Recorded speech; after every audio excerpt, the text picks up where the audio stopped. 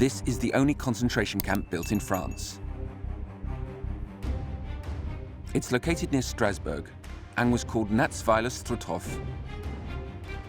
This is where some of the most murderous chapters in the history of the Ahnenerbe took place. We met up there with historian Frédéric Naudefour. It's very difficult because it's a beautiful sunny day. There are flowers and birds, and it's hard to imagine that there were 17 barracks behind us on the terraces. There were 6,000 men in the same place, packed together without food, who had to work all day.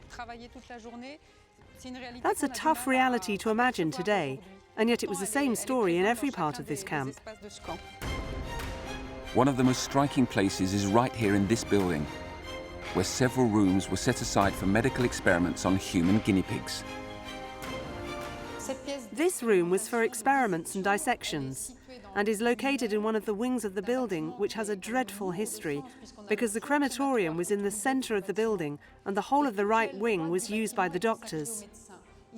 They even had a lovely office for when they came from Strasbourg to work in Natsweiler, with lovely wallpaper on the walls, just like at the university.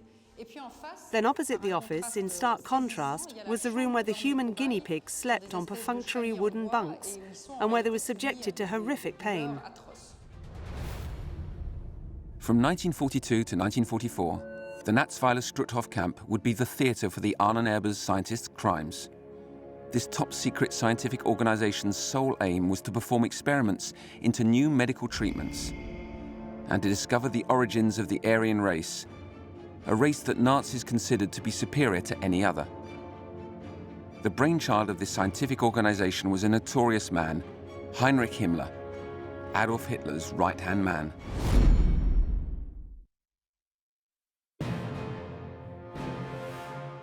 On the 1st of July 1935, the head of the SS, Heinrich Himmler, officially created the Ahnenerbe in Berlin. Himmler supported research and was committed to the work he considered essential.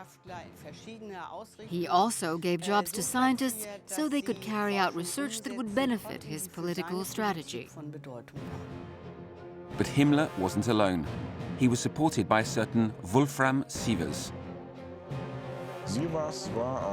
Sievers was an ingenious and inventive manager of scientists, but he was also an opportunist and a man obsessed with order. This man, who lacked any scruples, directed the Ahnenerbe until the end of the war. He was behind the radicalization of medical research in the early 1940s.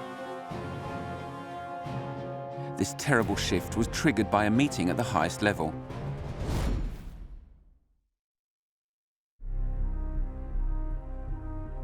On the evening of November the 23rd, 1941, and despite the war, the Reich University of Strasbourg organized a ceremonial dinner.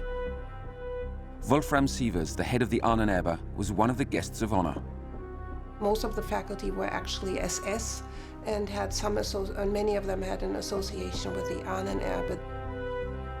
That evening, Sievers met August Hirt. Thanks to extensive archive research, German researcher Julian Reisenstein has reconstructed this encounter, which had dramatic consequences. In the archives, we see that Sievers put a note beside all the people he talked to. And at one of the tables beside his was the new director of the Strasbourg Institute of Anatomy, Professor August Hirt. Dr. Hirt, who had been disfigured during the First World War, was a reputed scientist thanks to his work on a new type of microscope. He was successful in his field, and he was even more successful because he was an SS officer. So that political career actually enhanced his scientific career. When he met Sievers, Hirt was working on a potential treatment to counter the effects of the fatal mustard gas used during the First World War. The German population was very fearful of an Allied attack using this type of chemical weapon. The eminent scientist profited from this situation to join the Ahnenerbe. For Hirt, it was a chance to boost his own reputation and enjoy better research facilities. Dr. Hirt wanted to test his potential cure on human guinea pigs. Sievers asked Himmler for permission, and the head of the SS was clear. He gave carte blanche to the doctor. Sievers and the SS would give Hirt everything he needed. Himmler even said that if Hirt needed human guinea pigs, he could have access to the concentration camps. He just needed to say the word.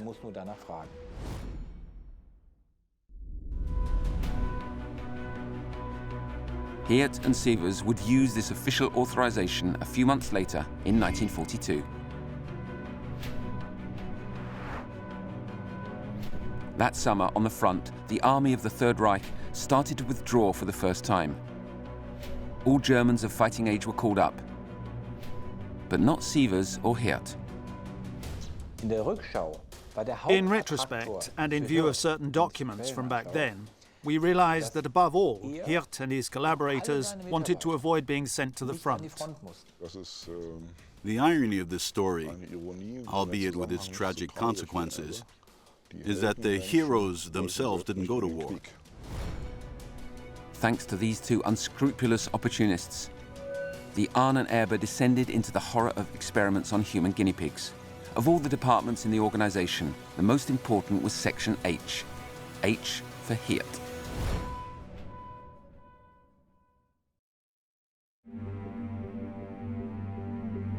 The anatomist chose the Natsweiler-Struthof camp for his experiments. This is the only concentration camp in France. It was a concentration camp in all its horror, with the violence, the hunger, the ovens, the prison, and the gas chamber. In just 3 years, almost 52,000 prisoners from across Europe were locked up and enclosed by this barbed wire. They worked in a stone quarry until they died from exhaustion. More than 22,000 people lost their lives in these hills. Right at the bottom of the camp, this building still bears the macabre traces of Nazi atrocities, and in particular, a room that was arranged specially for Dr. Hirt. This is the room where autopsies and dissections by SS doctors were carried out. This room was preserved after the liberation. It's one of the most shocking in the camp. It was here and in the rooms next door where the main Ahnenerbe experiments were carried out, and in particular, the tests on mustard gas. The experiments began with the application of a few drops of poison in liquid form on the prisoner's forearm. Then they would try out Hirt's vitamin-based therapeutic cures to see what happened. Hirt and his assistants carried out several tests on around 15 prisoners. These prisoners were volunteers, tempted by the promise they would be treated like SS troops. Hirt wanted the participants to be in a comparable state to the soldiers on the front. These prisoners suffered terrible wounds all over their bodies, and 3 subsequently died. Today, we don't know exactly how many prisoners from Natsweiler-Struthof passed through Dr. Hirt's hands. This evil doctor never found an antidote to mustard gas, but these dreadful experiments were far from being isolated incidents.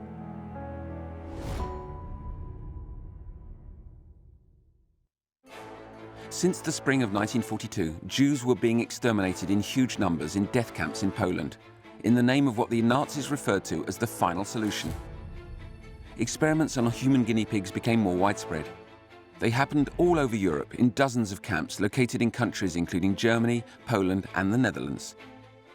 These experiments were encouraged by the Ahnenerbe and the Nazi system as a whole, which led to increasing numbers being carried out in the camps without exception. And by that I mean that each camp had its official doctor or doctors who carried out all kinds of experiments. The most barbaric of these doctors were Karl Klauberg in Ravensbrück, Erwin Dingschuler in Buchenwald, and Josef Mengele in Auschwitz. The aim of the doctor was to save the race. And if in order to do that they had to sacrifice a few individuals who weren't part of that race, it was worth it. Why did these doctors go beyond all limits in their grisly work? To try and understand, we have to go back to the roots of the evil, a decade earlier, when scientists of all kinds dedicated their skills to the service of Adolf Hitler.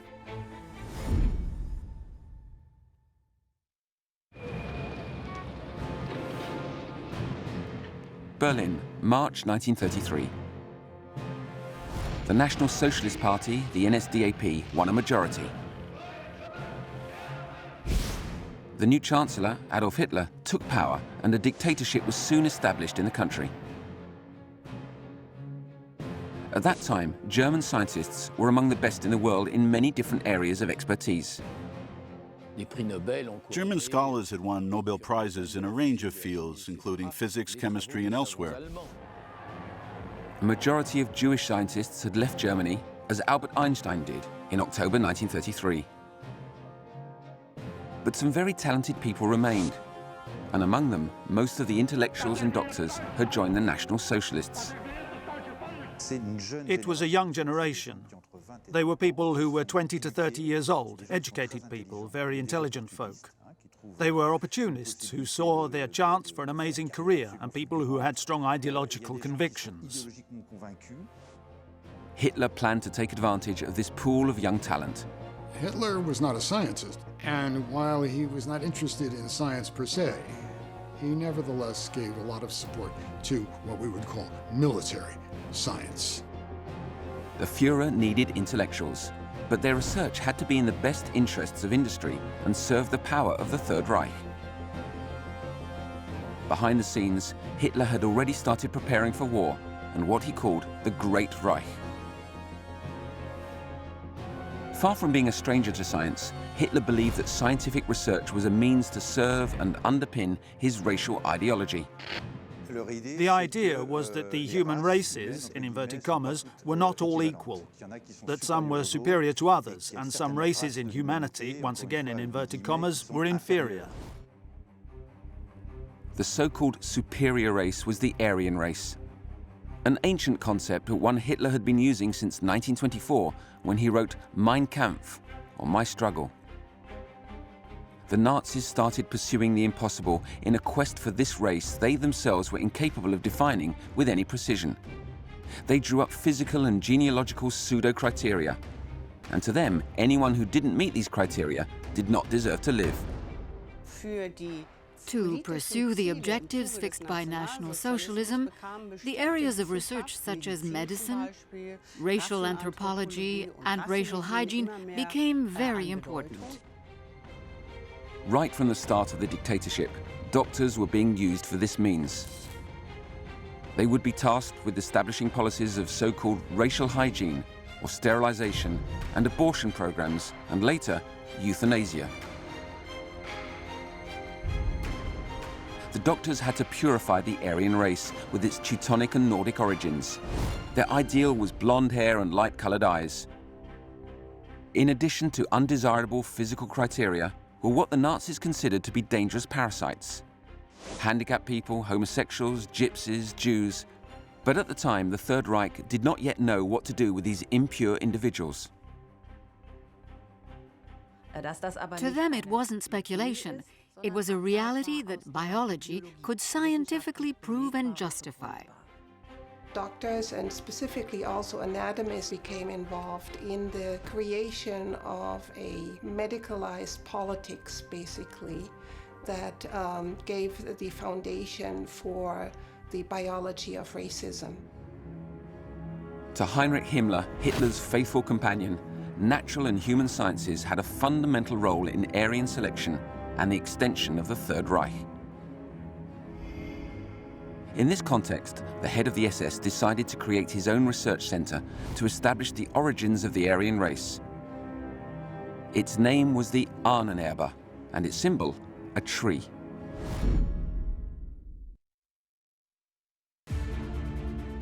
Its original title was Deutsches Ahnenerbe, Studiengesellschaft für Geistes- und Urgeschichte. You can translate this by the search for heritage of ancestors, They set off in a quest, like a quest for the Holy Grail, to track down these ancestors and establish where they were. To indoctrinate the Hitler Youth and SS soldiers, the party needed some typically Nazi propaganda. The regime was still in its youth, so the Ahnenerbe had to help legitimize and strengthen it. If you want to prove that Germans from Teutonic stock must dominate the world, then you must demonstrate that in the past that's how it always was. They had to rewrite history, they had to rewrite science, they had to rewrite everything in the light of this ideology. From anthropology to archaeology via the natural sciences, Himmler's center brought together a wide range of areas for research. What Himmler called the sciences was mostly pseudo-sciences, because this research was guided by the ideology of the National Socialist regime. With the creation of the Ahnenerbe, this pseudo-scientific approach was made a reality with the first archaeological expeditions. Teams from the Ahnenerbe went to Northern Europe to seek out their Teutonic ancestors. They headed to the border of Finland to study local legends. Then they went to Sweden to examine prehistoric painting. But none of these expeditions provided any concrete results. Hitler did not approve of these efforts, which he thought were fanciful. Himmler then decided to develop a new strategy. For certain Nazi ideologists, the key to the Aryan race lay in the genes of an Indo-European people. Tibet was believed to be the origin of these Teutonic elites. But back then, this exotic land more than 5,000 miles from Berlin was all but inaccessible. Himmler dreamed of sending his scholars there to demonstrate the veracity of the Führer's racist theories. He did not yet know it, but 2 years later, his wish would come true.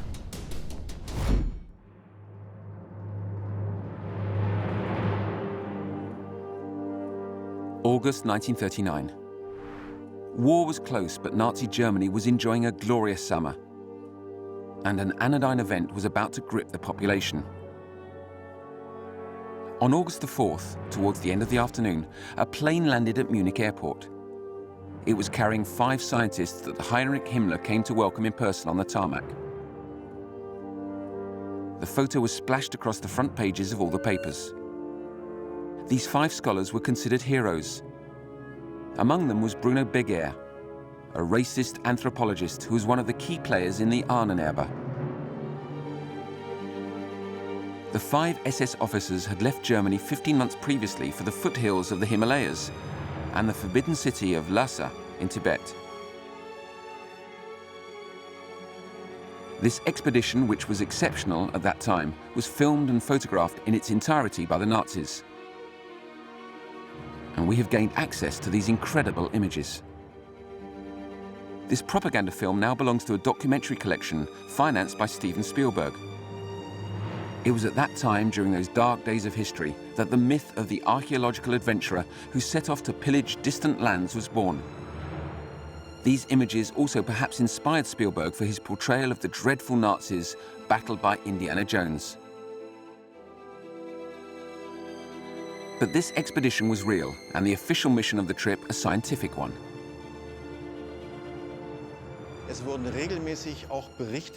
The papers regularly published accounts of the trip, because the German people needed to be regularly informed about the amazing adventures of the German scientists in Tibet.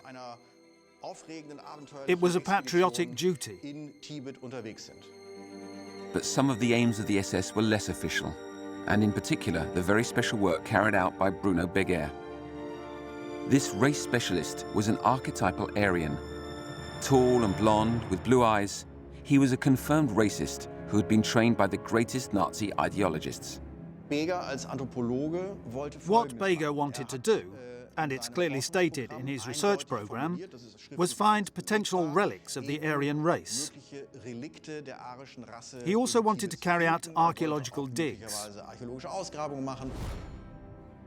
On the ground, Beguer was also looking for physical similarities between the local population and the German people. His aim was to prove that they had shared ancestry with the Aryans. The word Aryan comes from the Sanskrit meaning noble. Beger wanted to transform this simple word into an historical reality. In exchange for a few medical consultations, he carried out measurements on hundreds of indigenous people. The size of their noses, feet, hands, and arms. The color of their eyes. He even made moldings of their faces. The expedition also had a political vocation. In Lhasa, the SS scholars were received with the greatest respect as official representatives of the Nazis. They even met the highest dignitaries of the regime, including the reigning monarch. During the 8 months they spent in Tibet, the SS researchers found no proof of the existence of an Aryan race. But this lack of concrete evidence was of no importance. This time Hitler was delighted. This exceptional exhibition to Tibet was proof of the almighty Nazi Germany. Himmler finally had what he wanted. He credited his own organization, the Ahnenerbe, with the success of the trip in order to obtain recognition from the Führer. It was a masterstroke, because much later on, historians would discover that Himmler's Ahnenerbe had no legitimate claim over the expedition whatsoever. The expedition to Tibet wasn't relevant to the Ahnenerbe or the SS. Himmler was just a patron, and he used its success to promote himself and the SS. After the Tibet trip, Beger became one of the most important scientists in Himmler's organization. And he would go on to be a key player several years later in one of the most sordid crimes of the Nazi regime.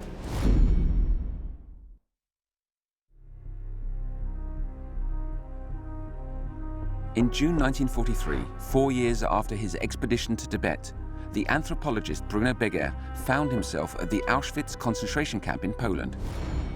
Here, extermination was industrialized, and the horror had plumbed new depths. Every day, thousands of deportees arrived by train and were immediately sent to the gas chambers. These mass executions of men, women, and children were part of what history calls the Holocaust.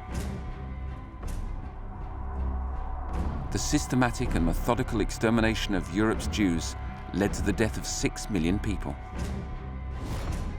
Beger went to Auschwitz for a project he'd been preparing for more than a year, a macabre collection of Jewish skeletons.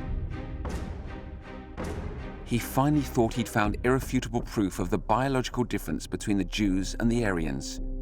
In Strasbourg, August Hirt, the disfigured doctor, was also putting together a morbid anatomical collection. His aim was to preserve a lineage, as they do with Australopithecus or mammoths in natural history museums, preserving the lineage of something that's going to disappear. According to Julian Reisenstein, it was Bruno Beger who suggested this abhorrent idea to August Hirt. Recently discovered archives unequivocally show that Bruno Beger was the instigator and the main beneficiary of this criminal project, involving the collection of skeletons. But this crime would never have occurred without the involvement of Hirt, Sievers, and Himmler, of course.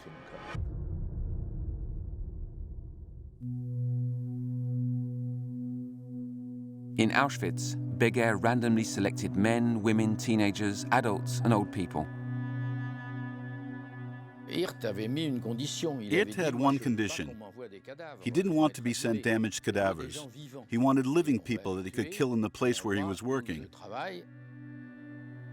The future victims of the Ahnenerbe arrived at Natsweiler-Struthof at the end of July. These 86 people were killed in the gas chamber located in a little house less than a mile from the camp. It had been specially fitted out for the Ahnenerbe research. It is now a memorial and is open for visits. Here we are in front of the gas chamber of the Natsweiler-Struthof camp. It's a very simple gas chamber, a fairly small tiled space. Hirt supplied the poison gas, Zyklon B, to the camp commander. It was the same gas used in the chambers of the death camp at Auschwitz-Birkenau, where more than 1 million people were killed. It was the camp commander himself who did the dirty work and who would trigger the chemical reaction from outside the gas chamber. And the most macabre detail is that there was this little window here through which you could watch what was going on inside the gas chamber and would check if the 86 Jews in 4 groups were properly dead before aerating the room and going in to collect the bodies. These dismembered, emaciated bodies were preserved for a year in vats of formaldehyde at the Institute of Anatomy in Strasbourg. But Hirt eventually abandoned the project. Some were dismembered, others were incinerated, but there are quite a few left. In November 1944, Hirt fled, leaving behind a fair amount of evidence of this abomination. The traces left by Hirt and his vile collaborators serve to illustrate the vanity of the Ahnenerbe project in its attempt to prove the existence of the Aryan race and its supremacy over other peoples. The 86 Jews who were murdered in the gas chamber in Natsweiler-Struthof represent a tiny number compared to the 6 million Jews exterminated in total by the Nazis. But at the same time, this group, and the actual number doesn't really matter, was highly symbolic because they represent the only example of a project that was a monument to race and the Nazi racial project. This was all about the racial aspect of Nazi ideology. This macabre project, which was exceptional in its violence, was the result of an obsession of Heinrich Himmler's, a man who was one of the main protagonists of the Jewish genocide. Without him, the Ahnenerbe and the experiments it carried out might never have happened.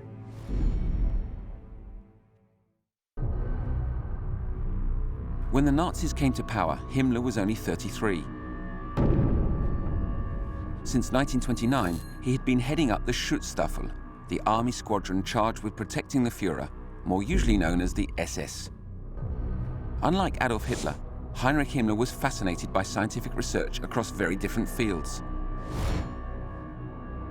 He had obtained his diploma in agronomics a few years previously and was fascinated by natural sciences, history, and Nordic mythology, and he was easily seduced by much more fantastical theories. For example, he was advised by proponents of esoteric and occult theories. Himmler saw himself as the founder of a brand new ideology, a new ersatz religion. Heinrich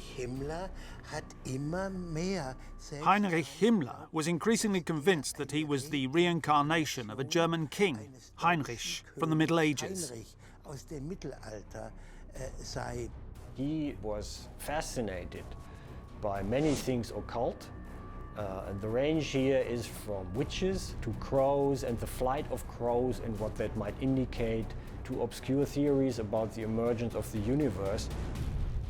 Himmler used this mixture of rationality and mystical nonsense to construct the SS and climb up through the ranks of power.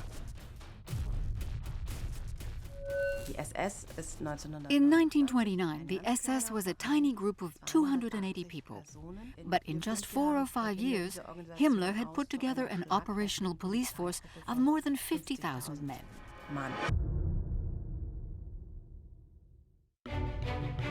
Summer 1934.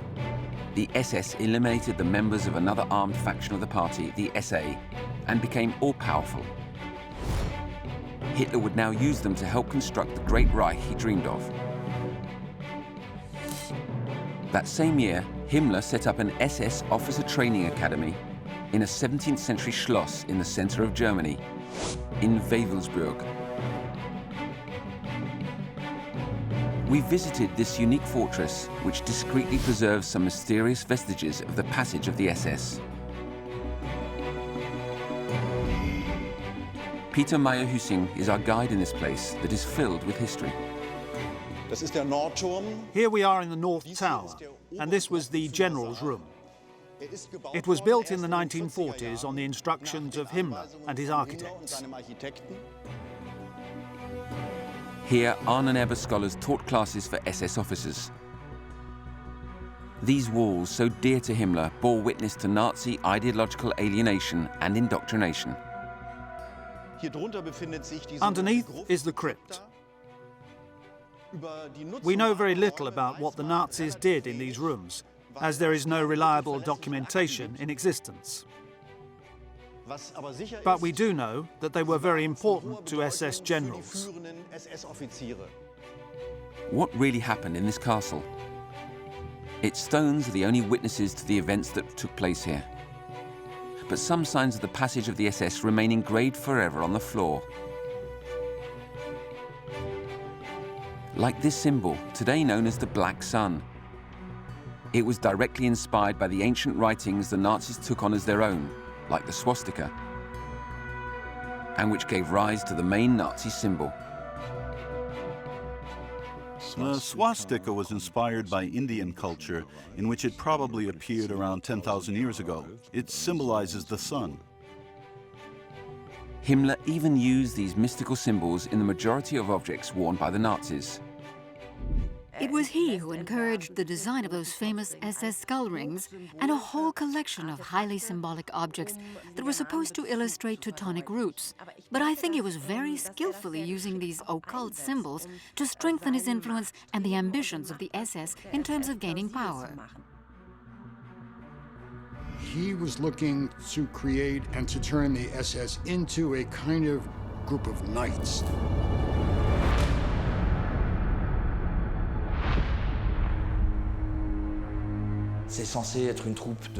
They were supposed to be a group of tall, handsome boys, at least 6 feet tall, blonde, and dressed by Hugo Boss. It was an organization that was supposed to become the management body of the Third Reich. In reality, the SS weren't all tall and blonde, but they were all confirmed Nazis. Anti-clerical, racist, authoritarian, and disciplined. These are the basic qualities of a member of the SS. To join the supposed Aryan elite, the genealogical and morphological criteria were very strict. When a candidate wanted to join the SS, he had to prove that he had no Jewish ancestry since the 17th century. This selection procedure became increasingly professional, with anthropological criteria applied, such as hair color, skin color, height, the shape of one's nose, cheeks, and eyes.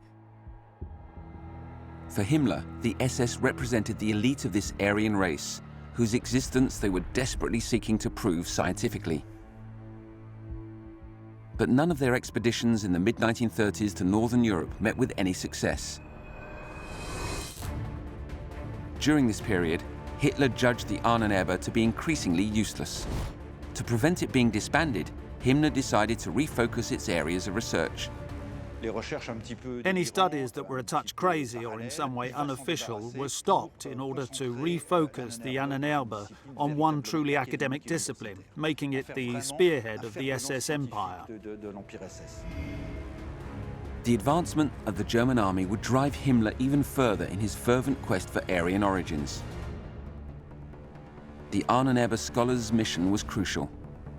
They had to prove to the Germans that the Führer's expansionist and anti-Semitic ideas were historically credible. In early March 1938, German troops entered Austria. Hitler's annexation of the country was met with jubilation from the people. This was the Anschluss. In September, the Wehrmacht was met with no resistance when it invaded the Sudetenland, and a few months later, the rest of Bohemia and Moravia.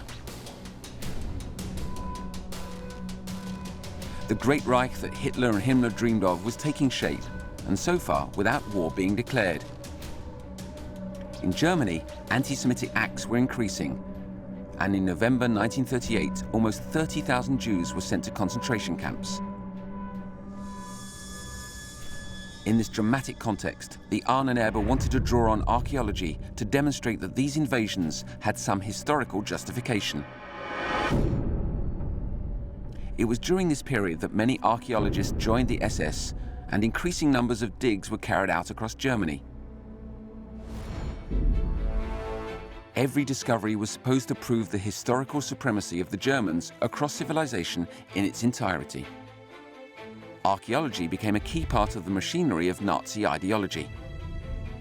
The complicity of the Ahnenerbe in the ideological preparations for war is undeniable. Despite Himmler's efforts, Hitler was still not convinced about the Ahnenerbe. In the intimate surroundings of his country house in Berghof, he even explained to his confidant, Albert Speer, that he didn't understand Himmler's obsession with the Teutons. Hitler told Speer that the only thing Himmler and his research into the Teutons shows is that back when the Greeks were building their temples, we were a primitive people, and that it was a truth they'd be best to silence. With the Führer casting doubt on the future of the Ahnenerbe, the country going to war cast a further shadow.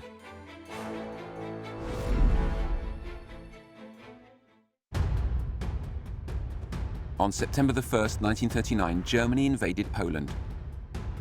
2 days later, Great Britain and France responded by declaring war. The Reich's offensive was swift. In just 1 month, half of Poland had been conquered.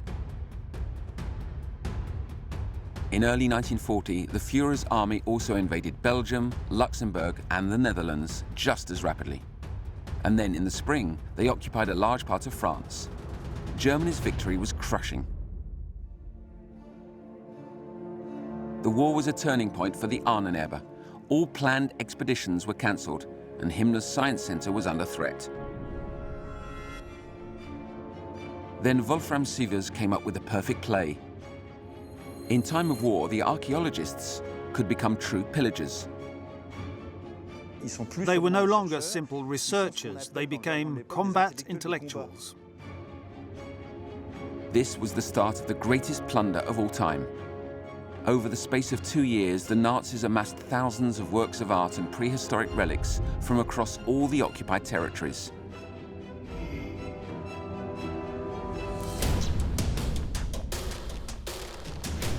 And in the east, this looting took a truly murderous turn.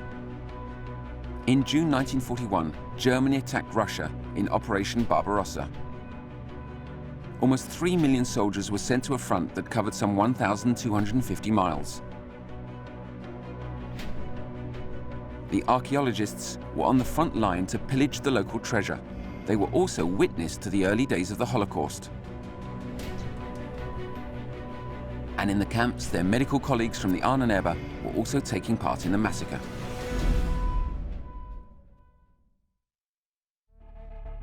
Among them was Sigmund Rascher, a Luftwaffe doctor seconded to the camp at Dachau.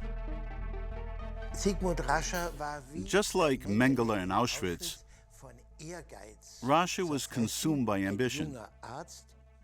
He was a newly qualified doctor who wanted to become a great scientist. In 1942, Rascher wanted to help German pilots whose bombers flew at increasingly high altitudes.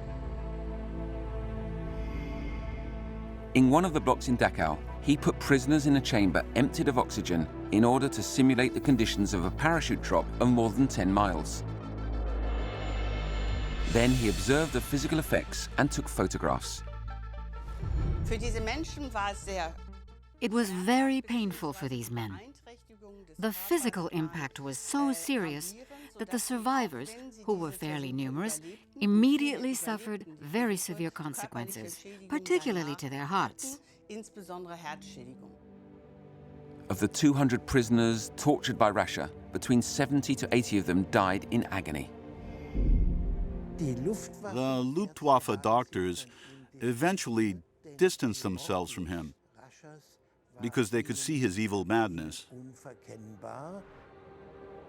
From the summer of 1942, Rascher was sacked by the Luftwaffe, but he continued his sordid research in the name of the Ahnenerbe. In one of his most sadistic experiments, he plunged prisoners into icy water for several hours in order to observe the effects of hypothermia. Sievers and Himmler attended one of these experiments in person.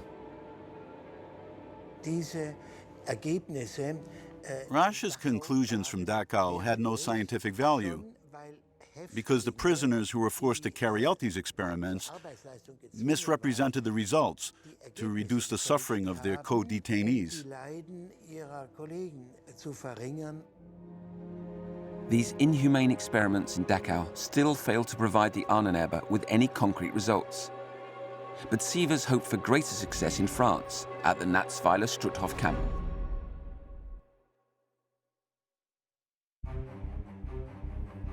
In 1943, Sievers opened the Natsweiler-Struthof camp to two doctors based in Strasbourg, Otto Bickenbach and Eugen Hagen. Hagen was a virologist, a world specialist in viruses and no doubt Germany's leading virus specialist, who saw the war as a chance to boost his career because he fancied himself as one day winning a Nobel Prize. Sievers used Himmler's carte blanche to allow Hagen to test a typhus vaccination on humans. German soldiers on the front were being wiped out by epidemics of this fatal disease. Hagen injected the typhus virus into around 100 gypsy deportees, on whom he then tested a range of antidotes. Hagen's experiments did not result in a vaccine for the disease. However, it did lead to the disease spreading through the camp, which, when it closed, was home to a typhus epidemic. Some of the same gypsy prisoners were, among others, also used by Otto Bickenbach. Just like August Hirt, Bickenbach was looking for an antidote to mustard gas. His horrendous experiments took place in the camp's gas chamber. Bickenbach brought the prisoners into the chamber in groups of 4. First, he gave some an antidote, either in liquid form or in a pill, while others got nothing. The terrible irony is that they had to break the container holding the gas themselves, thus poisoning themselves. The burns to the lungs caused by this toxic gas are horrific.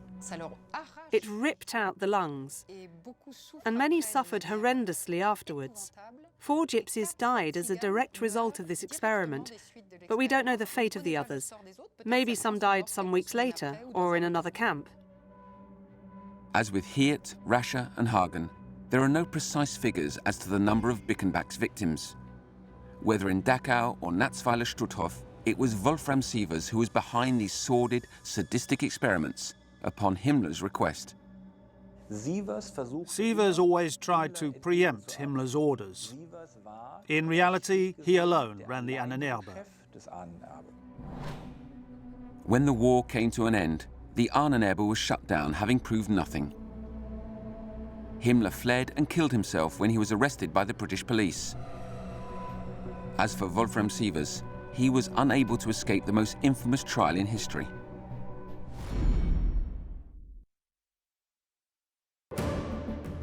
August 1947, Nuremberg.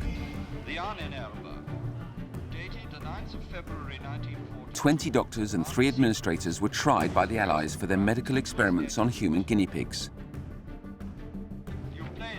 Among the accused were Wolfram Sievers, head of the Ahnenerbe. It was one of the most emblematic post-war trials. Under the Third Reich, and in the name of their racial ideology, Nazi doctors crossed every ethical boundary there is.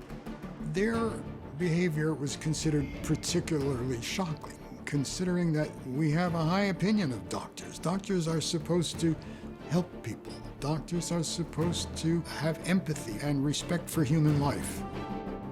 On August the 20th, 1947, the verdict was announced. Wolfram Sievers was found guilty of war crimes and condemned to death for his key role in the medical experiments carried out in Natsweiler-Struthof and Dachau. But the majority of the other protagonists of the Ahnenerbe crimes were already dead or managed to slip through the judicial net. The sadist Dr. Rascher was also involved in the kidnappings of Nazi children, for which he was shot in 1944 by the SS. August Hirt, with his scarred face, tried to escape but ended up committing suicide in 1945 with a bullet to the head. In 2015, employees of the Institute of Pathology in Strasbourg were horrified to find in their archives the remains of some of Hirt's victims preserved in formaldehyde. They have since been buried. Hagen and Bickenbach were tried in Metz in 1952, but they only received minor sentences despite Hagen's clear lack of contrition. During the trial, he had the gall to confirm that his experiment did not give results. That is to say that he didn't find a vaccination for typhus because it was carried out on gypsies, that they weren't human beings because they were gypsies, and that's why it didn't work.